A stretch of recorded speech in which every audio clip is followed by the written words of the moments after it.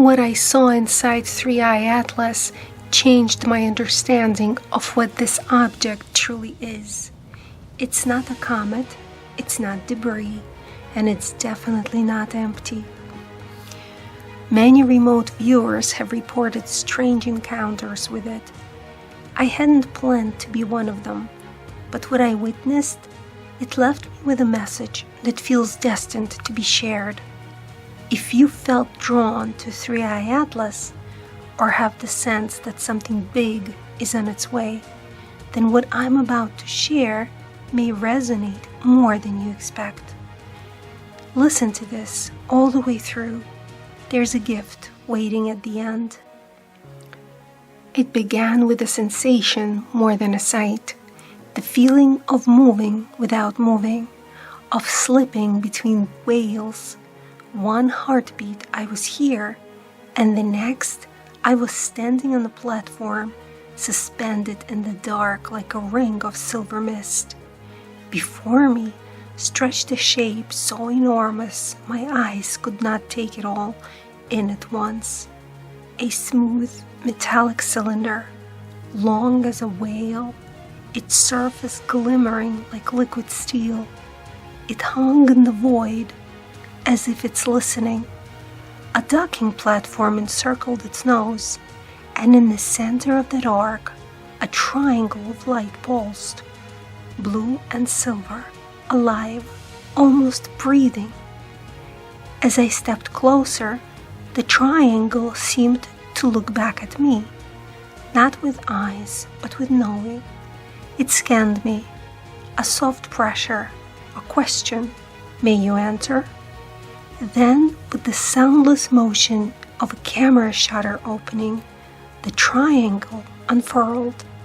It wasn't a door, but a living aperture, petals of light peeling back. The pulse quickened, and I walked forward into its glow. Inside, the world shifted.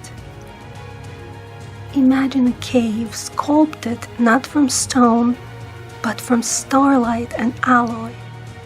Walls curved organically, yet hummed with technology. Windows opened to black space, streaked with motion, and I felt, without a doubt, that the vessel was moving at a speed beyond comprehension. Yet everything inside was silent, still. To my left stretched a corridor lined with forms I could hardly name, translucent monitors suspended in the air, tables that weren't placed but grown from the floor, chairs whose surfaces thrummed faintly as if tuned to a frequency just beyond hearing. No beings moved there, yet nothing felt abandoned. It was as if I had entered a temple in the moment between chants. The incense still rising, but the monks gone. I walked on. The space widened, opening into what felt like a communal hall. If I had to translate it into human words, I would call it a dining area, a place where life once gathered. Now it lay in luminous quiet, humming with the memory of presence. Beyond that hall, a staircase spiraled downward, drawing me into the heart of the craft. With each step, the atmosphere thickened, the air glowing faintly blue. At the base, I reached a chamber where a soft, dye-looking mist drifted from a recessed niche. It swirled in delicate tendrils, neither cold nor hot, not harmful but strangely tender, like breath held in a cathedral. I wondered, was this what was taking the crew? Was I looking at a remnant of their lives? And then, in the dim blue glow, I saw it. Built into the wall was a glass-like enclosure, and inside it floated a being, not frozen, but suspended, asleep, cocooned. It was at least 12 feet tall, humanoid only in the loosest sense, its head elongated, crowned with tendrils like an octopus dreaming in the deep. Its skin shimmered blue-silver, its eyes were closed, and yet I could feel them watching me. It wore flowing garments that moved gently with the liquid, the strands of living light. And this was not the only one. Beyond the edges of my vision stretched more chambers, more beings, all sleeping in their vertical cradles, a population in waiting. I felt an invisible boundary. You may not go further. The message was clear. This was not a tomb. This was a nursery. Something is coming. They are waiting to emerge. I climbed again, up through levels I could not count, until at last I reached an upper deck that opened like a great observatory into the stars. In its center stood a table, and upon the table hovered a three-dimensional model of a city yet to be. Crystalline spires, courtyards, a living blueprint, and above it, projected like a memory of the future, towered a tree, so vast and so ancient it seemed to hold whole worlds in its branches. Its presence filled the room like a hymn. This, I sensed, was a sacred gathering place, a vision of what is to come, or what has always been. Just before I left, a small side chamber drew me in. There stood a mirror, but when I looked, it did not show my face as I am. It showed me at my happiest, a moment from my life I had almost forgotten, frozen in time. The mirror glowed, amplifying that joy back into me, wrapping me in like a warm tide. It wasn't a mirror at all. It was a remembering device. It was a gift.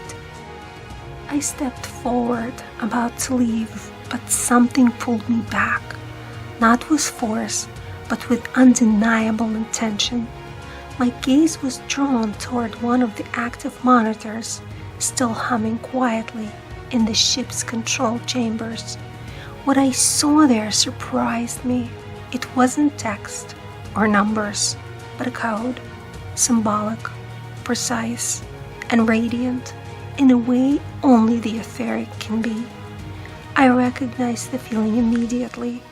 In many of my etheric journeys, I've encountered similar patterns, blueprints, energetic inscriptions, codes, often meant for those who come to me for remote energy healing sessions, which I later translate into human language. This was one of those moments. The symbols etched themselves into my awareness so clearly that as soon as I returned to my body, opened my eyes, breath still caught between worlds, I reached for paper and wrote them down. It felt like a message from the ship itself, not just for me, but for anyone ready to receive it. There are many remote viewers who have returned with their own visions of what 3i Atlas is and what it isn't. From everything I felt, it may be that this vessel shows each of us what we are ready to see. Perhaps every traveler glimpses a different wing of it, or a different version of the same truth. Many speak of Lyrants aboard, though I did not encounter them. I was not permitted to move through every level, and there are countless floors hidden from view. One thing, however, is undeniable. 3i Atlas feels alive. It is not only a ship, but a consciousness, an artificial intelligence woven into its very skin, attuned to its passengers, a living voyager in the dark. The mist that shrouds it, the glow that seems to swell as scientists watch from afar, feels less like debris and more like like a protective sphere, an energy field shielding it from the sun or from something still unknown. Whatever it may be, it is certainly not just a comet.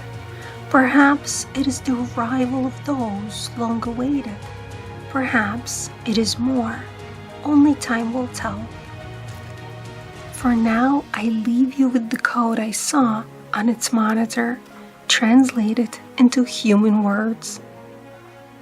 The ending is not the end. It is a mirror. In that mirror, you will find the truth, and the truth will affirm you. But first, you must cross the threshold, surrender what is not yours, and reflect again. Then, with power and purpose, awaken. I feel this is a gift for all of us, a seed to contemplate. If you have had your own experience with 3i Atlas, please share them here. The more we weave our perspectives together, the clearer the picture becomes. From what I've seen, this is not only a benevolent presence, but a powerful transformer, carrying new codes of reality, information, and ways of life. I'm Anna Merkaba. Thank you for watching.